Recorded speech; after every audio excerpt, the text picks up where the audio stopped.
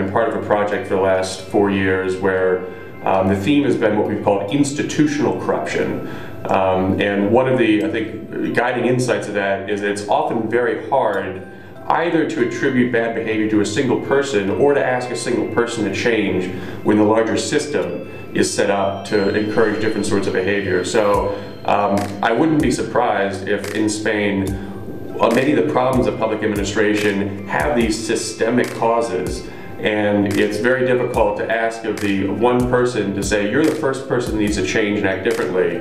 So I would suspect that the kind of change that needs to happen is change where it comes through leadership that says, okay, we're going to do things differently, and we're first going to change the incentives so that, let me tell you why the average person working in this as a public servant is going to be rewarded in ways to act differently, or if they do something egregiously wrong, they're going to be penalized in various ways.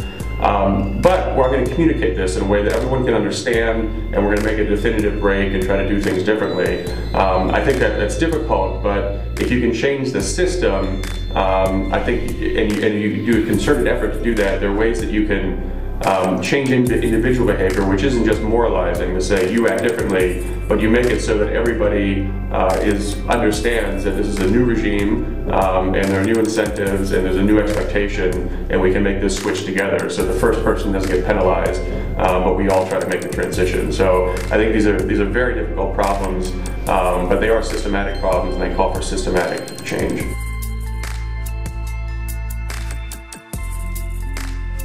The question of incentives, I think, is a big one for a lot of public policy. And on the one hand, I think it's absolutely the case that incentives matter. And oftentimes, it's sometimes hard to tell the difference between a positive incentive and a negative incentive. So you might reward someone for this, but it means you're not rewarding somebody who doesn't do that, and that might be perceived as a cost. There are, however, ways to really penalize people, and I think sometimes that can be useful as well. What I juxtapose incentives to is say they're important, but there's also this question of culture and understanding. So yeah, incentives, there are a lot of ways that I think intelligent economists, policy designers can step back and say, look, this doesn't make sense. The way the professional advantages for people doing this, the incentives they get for that, the lack of penalties, and we should sit down as economists and say, here's how we should reward people more, here's some incentives, disincentives, and how we can change those.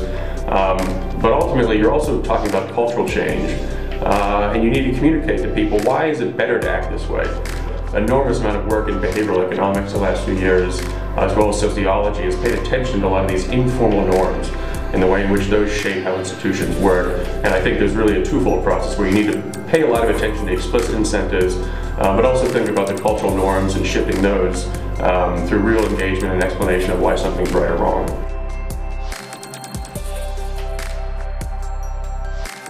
And it seems to me that there's a few ways in which the civil society can help hold particular institutions to account. One is the enormous importance of a press, of an independent media that's able to say when something goes wrong, we're going to shine a spotlight, we're going to make sure people know about it, and we're going to publicize it and actually demand that public officials respond. So you put it in the news, you put it in the newspaper, and you create a sort of public dialogue about something that demands change. One thing that we've experimented with very recently in America, the passage of the Dodd-Frank bill, is whistleblower provisions.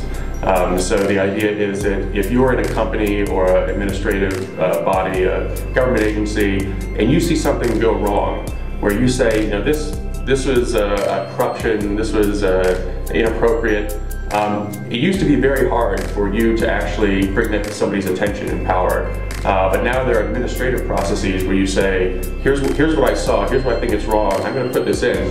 And if it turns out that they investigate and find real wrongdoing, not only are you protected, but you can actually get significant monetary rewards.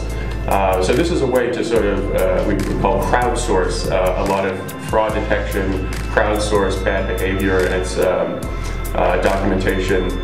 So you can turn, and that can happen both within institutions as well as from the public looking outside.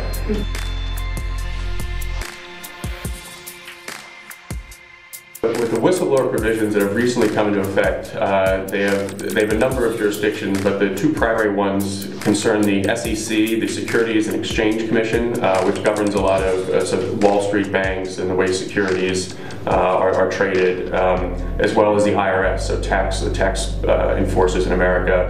And the way the specific new provisions are set up is that you file an administrative claim, you document what you think was wrong, and then the investigators in the federal government go and investigate, and if they find wrongdoing, they'll then prosecute their own claims against whoever the wrongdoers were. So in the cases of taxes, they'll try to reclaim whatever taxes had been mismanaged or not paid. And in most cases, for the IRS case, the whistleblower will get between 15 to 30% of the actual reward that the government gets.